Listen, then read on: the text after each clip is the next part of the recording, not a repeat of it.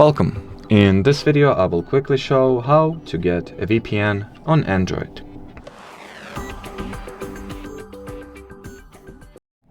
So the easiest way to do that is to download and install some third-party VPN app, which you can do by launching Play Store on your smartphone, open in search, and here just type in VPN. Now make your research, just pick whatever app you'd like or you find the most trustworthy, or perhaps you've already heard of and you can put your trust in.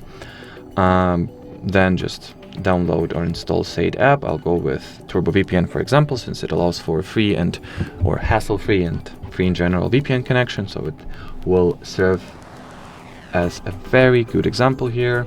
So once any given app is downloaded and installed, launch it and then just follow whatever instructions it will feed to you to connect your device to VPN or to get yourself one.